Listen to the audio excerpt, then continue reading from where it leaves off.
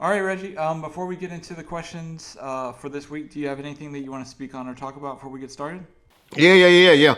Y'all got 2 hours. Y'all got about 2 hours before some of y'all areas gonna go black tomorrow, or today in about 2 hours because of the eclipse. So y'all research on the eclipse. I hear you can get some good fortune for those of y'all that need something to wish for. So y'all know what I'm gonna be wishing for: get my health back right. But 2 hours after this video post, y'all might be able to do that. Uh, Research and learn something about the eclipse that's supposed to be happening.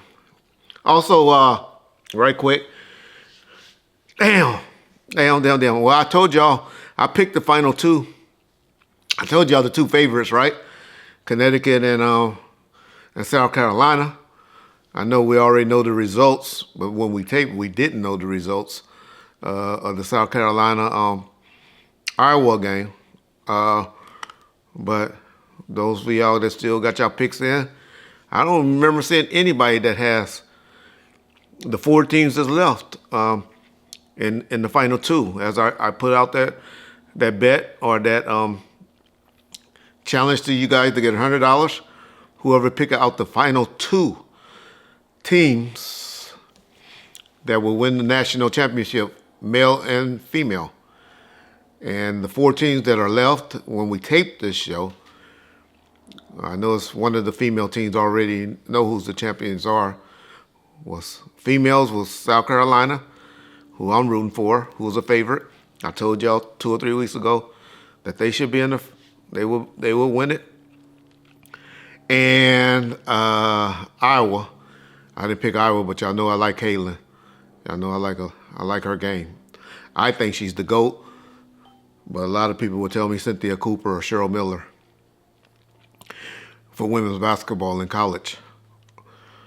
Okay, the other team on the national side, I know it's an East Coast thing.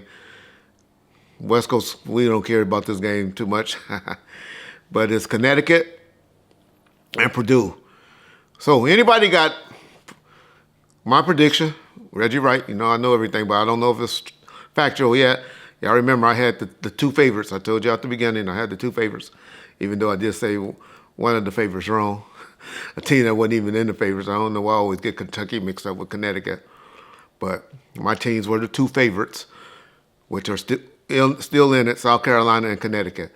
Don't remember any of y'all typing that in if that's who wins, but Purdue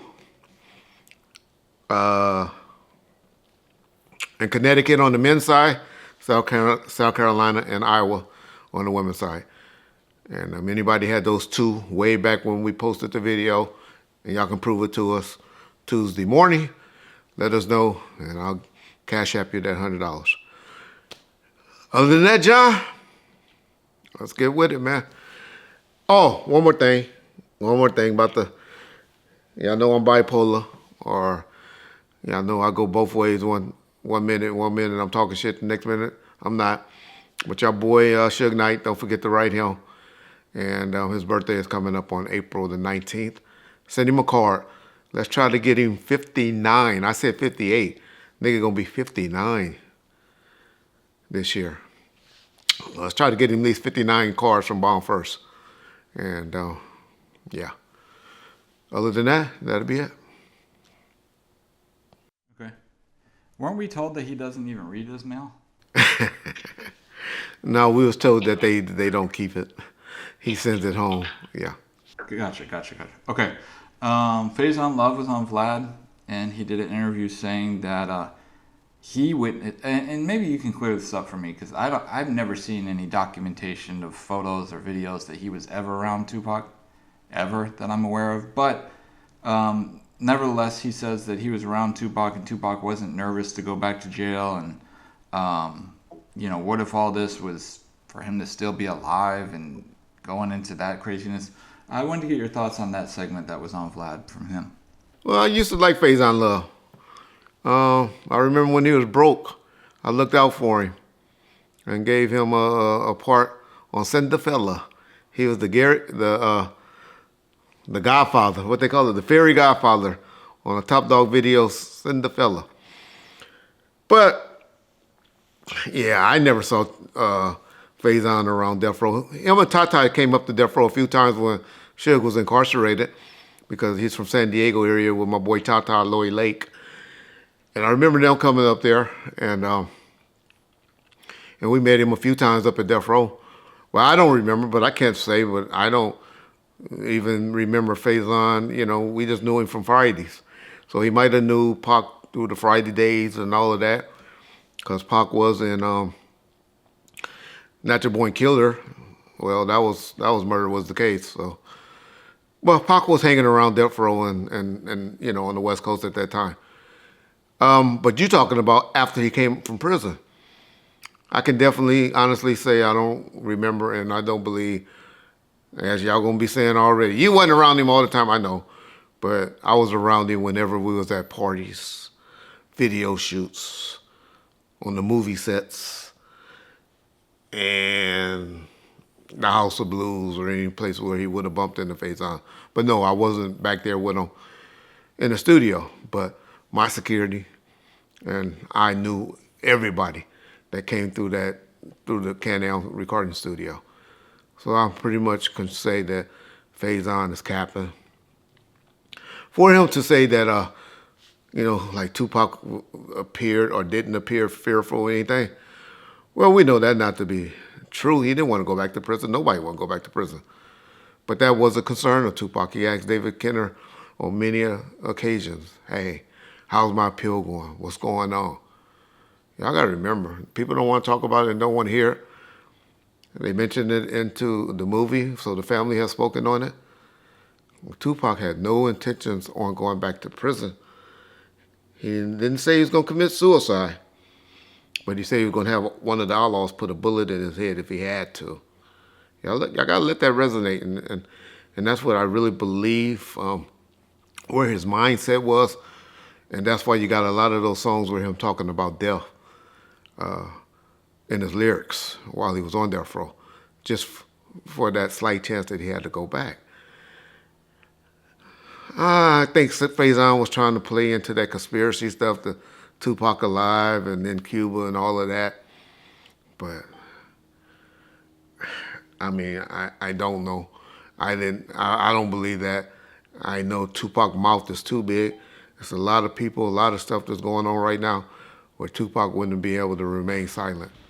He would definitely even be talking shit from Cuba if that was the case, sending us crazy ass letters from Cuba because there would be nothing they could do if he was still over there. So I definitely don't believe that Tupac by any means is still alive and all of that. Y'all know your boy Suge Knight used to play around and joke around saying that. But I thought once the DA and all of them presenting a case to a grand jury and to a courts that all of this Tupac alive and Tupac over in Cuba bullshit will stop.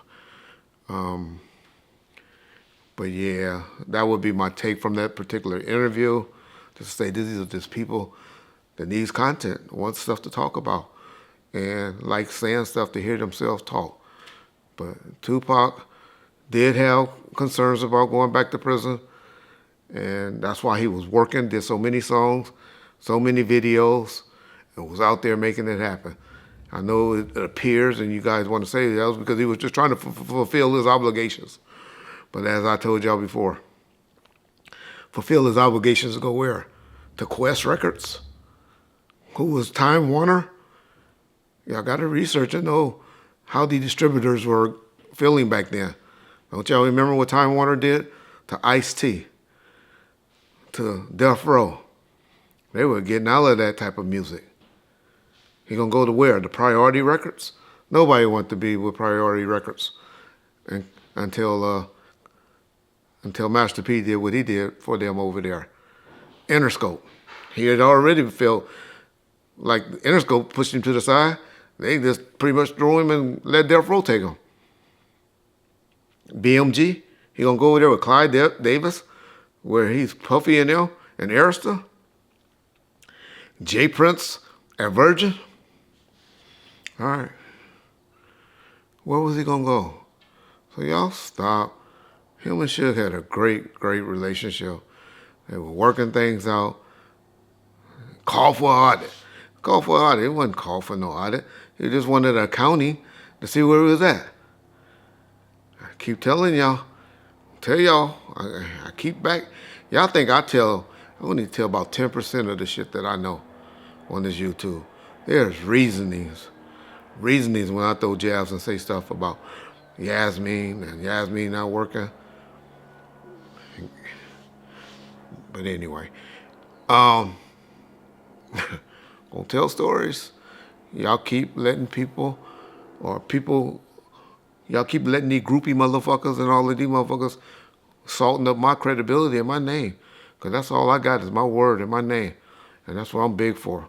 When I say something, if I say something once, you better believe I got some receipts, or I can say it twice to back up what I'm saying.